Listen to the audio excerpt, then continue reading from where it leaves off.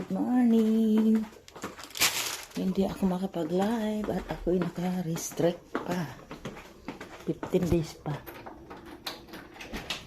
Tara, samahan niyo ako. Check natin aking munting garden. Munting garden sa likod. Patay natin ilaw sa yung kuryente. Salang pa yung aking ginaton. Good morning, Lona. Hindi na talaga nakabalag ang aking isa. Ito ang aking munting garden. Nakapitas na ako ng sili ng isang araw. Ayan o, ang cute-cute ng sili ko, pang sigang.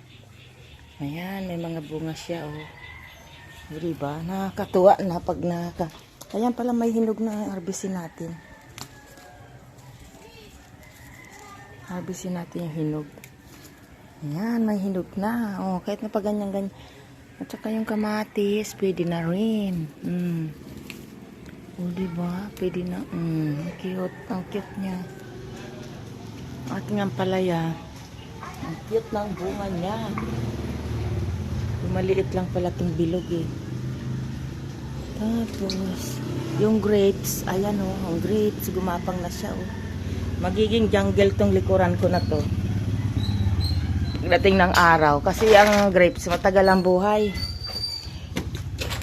Marami akong tatanim. Hindi ko okra siguro no, kalabasa. Kalabasa siguro. Ang pizza, yung papayat. Oh, ang daming bunga na naman ang aking sitaw. Naglangkawat ang kanyang bunga. Ang haba niyan. Morning, morning. Langka. Sabi mo, mamumunga ka na. Patula. Ampalaya. Sitaw. Okay. Ang lusog pirausog. Ang lusog pirausog. Ang lusog ng katawan ng grapes ko, oh. Ang taba niya.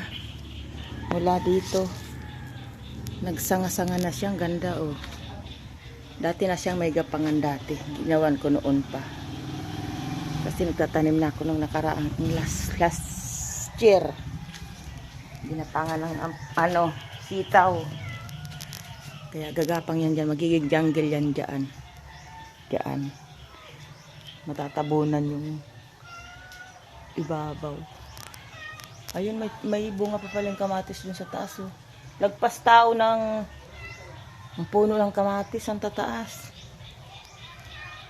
Okay guys, thanks for watching. Nakakatuwa lang naman pag may mga tanim katapos na harvest mo na. Luna, morning. Hindi na bumalik yung pusa kong orange na malaki. Kawawa naman siya, kaya napunta. Kumain na. Ito yung pagkain mo. Ayan, nakain na. Bye, Luna. Bye-bye.